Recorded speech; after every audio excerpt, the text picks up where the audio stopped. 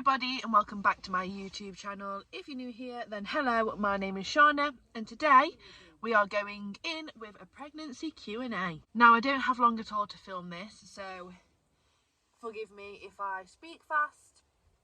If I'm unclear about anything, just let me know in the comments down below if you want a bit more clarity on something. And I think I will do a pregnancy part 2 because there are a few questions that I want to answer. There may be more after I post this video, so definitely leave your questions in the comments down below as well if you do have any more questions, and if it's a whole different question I will just answer it in pregnancy Q&A part 2 in a few weeks time, maybe closer towards my due date maybe. But I have 1, 2, 3, 4, 5, 6, I have 7 questions. I think I might answer 5 or try my best to, and the other 2 can go into the next video already. So there's already 2 there, even if I can get 3 more questions. So definitely comment them down below if you are wondering. But question number 1 is, what does your workouts look like? So my workouts have always kind of been how I'm feeling. I always like to target each muscle group throughout the week at least once. I have never really, well, never say never actually. Before falling pregnant, I never really had any goals to, you know, tone up in a certain way, lose weight, gain weight. Beforehand, when I was working full-time in a gym, I definitely wanted to build muscle.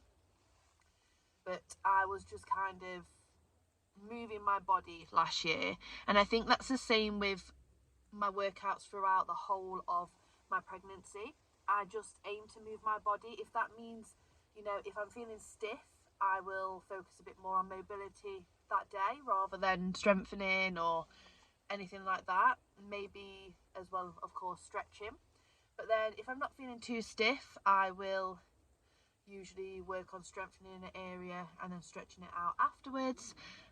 So my workouts in terms of like limitations, they've not really changed. I do coach online classes, so for the majority of the time my online classes where I also do the workout hasn't changed. However, over the past month I would like to say I'm definitely going a lot slower than I used to. So for a plank walkout, for example, I've started to make sure that I don't do that. So I will sometimes tell my clients to do that. I can demonstrate it in a slow manner, but I will adapt for myself doing the workout to just do a reach down, reach up, or a reach down, jump up, because jumping is absolutely fine for me at the minute still. Doing press ups today, press ups was fine. I definitely felt it more in my arms. I had my knees down rather than knees off of the floor. So again, there's that adaptation, but I'm still targeting those muscle groups. One thing I will say is I got more into my biceps over into my chest because I couldn't get as low, and I didn't actually acknowledge that until I did it, and then I was like, oh, the bump's in the way. So for the grand scheme of things, I haven't really changed too much with my workouts. I am pre and postnatal qualified from since just after lockdown, so I do have knowledge on all of this, and it really does just depend on the person and their body. So, you know, some people might choose not to work out and maybe just focus on steps, and that's absolutely fine. Some people might focus on stretching, some people might be able to do more than I can do, lift more weights.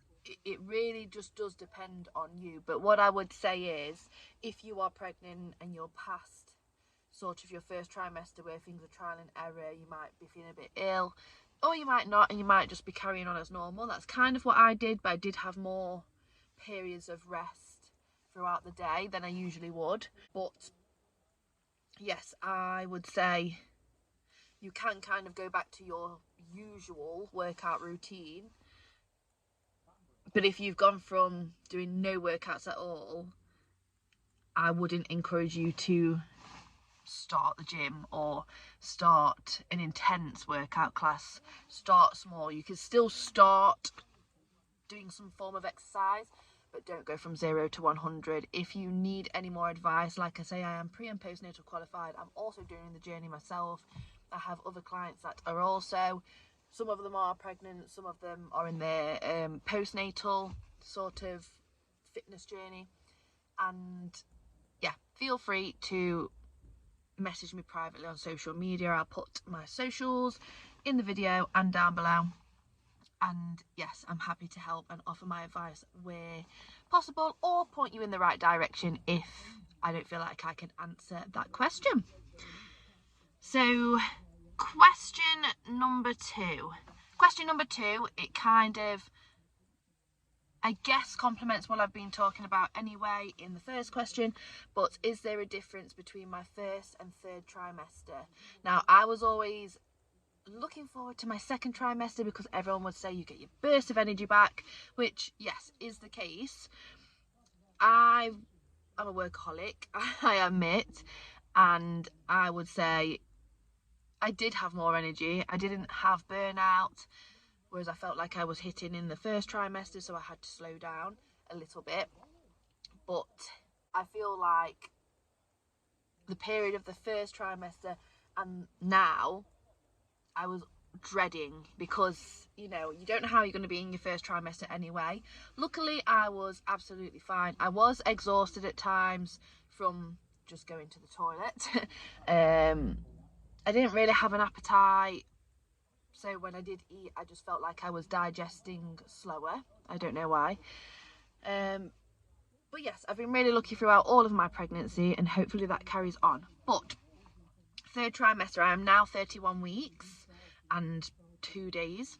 So yes, I would say third trimester, there's been a few differences compared to the second and the first trimester.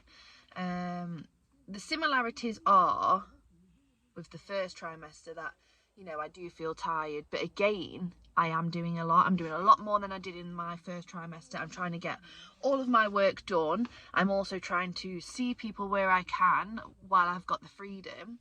I'm trying to spend more time with Kobe. I've been looking for a house. Everything that just takes so much energy, preparing for the baby, everything like that. So I'm doing more than I was in the first trimester.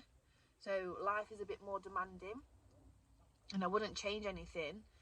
But I would say, yes, I do. It does get to later on in the day, and I'll be like containing my energy if I've got to do something.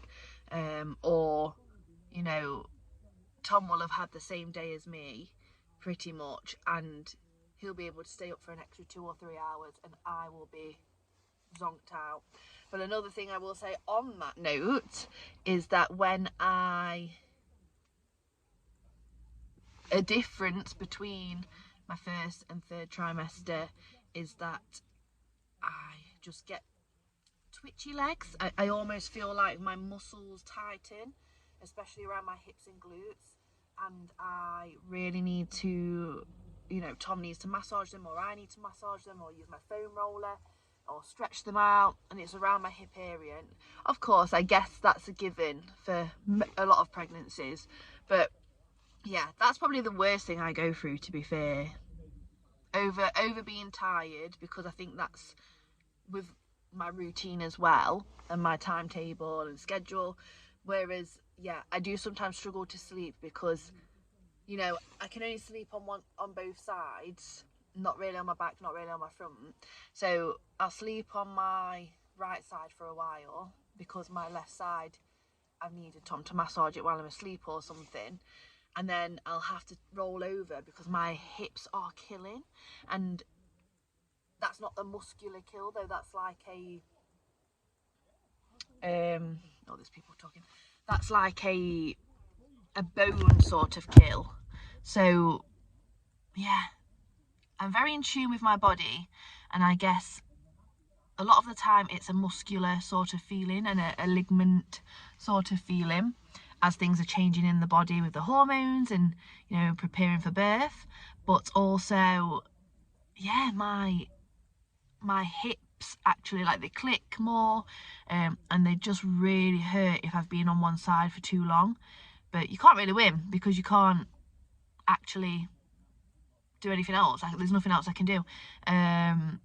there's been a few times where I'll get up and I'll just go and sit in the living room for a little bit, or I'll stretch, etc, etc.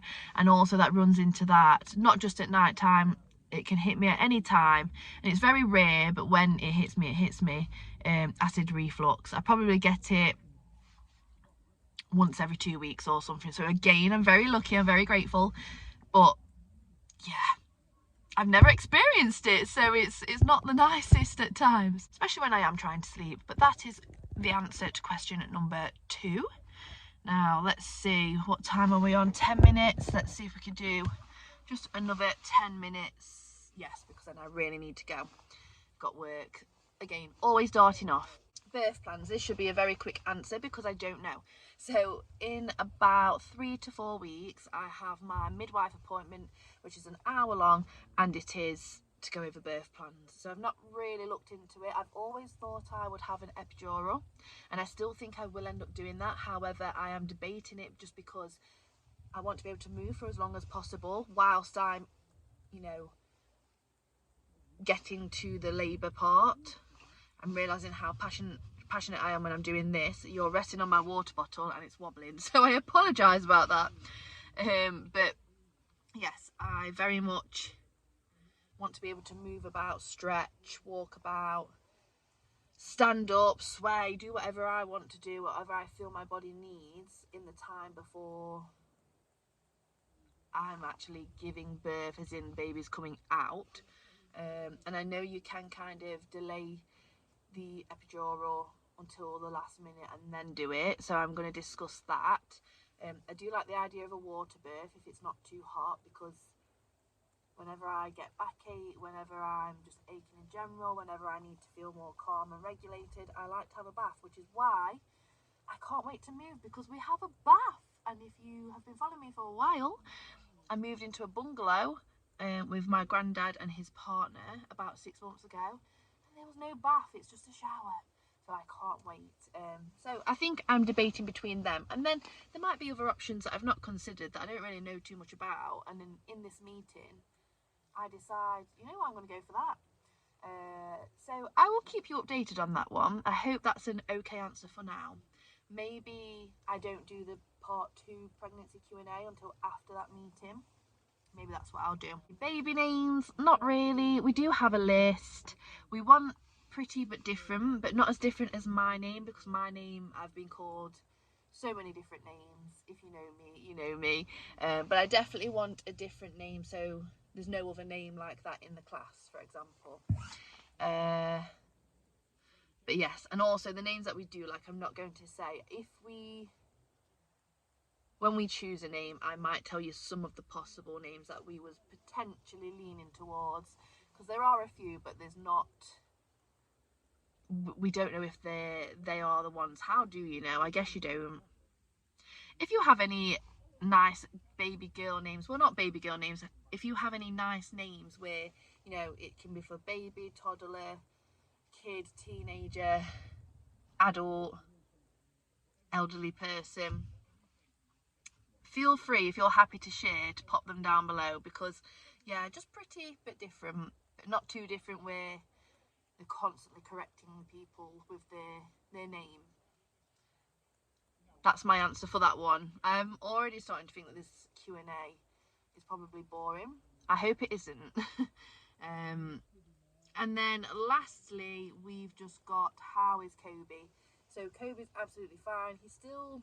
He doesn't have a clue that, you know, that I've got a baby inside me, but I think there's definitely a stronger attachment that he has with me, because apparently when I'm not around, he'll go in my room a lot, he'll cry a lot, and I think it's just more of a comfort thing with me. Maybe I'm more nurturing. I don't think I am though, but maybe I am more nurturing. I mean, I am more aware that I'm going to have to share time with Kobe and baby, and I've already expressed my worries to Tom, but Tom's very much been like, but when you're like holding or feeding the baby, I'll give Kobe a fuss and we'll be in the same room. When, you know, he's having time with the baby, I'll be fussing Kobe and probably be in the same room, sort of thing. And if anything, Kobe's going to be loved more because he's going to move into our house, whereas at the minute it's like I'll have a certain amount of days at Tom's, but then I'll have a certain amount of days at home, but then I'll be working.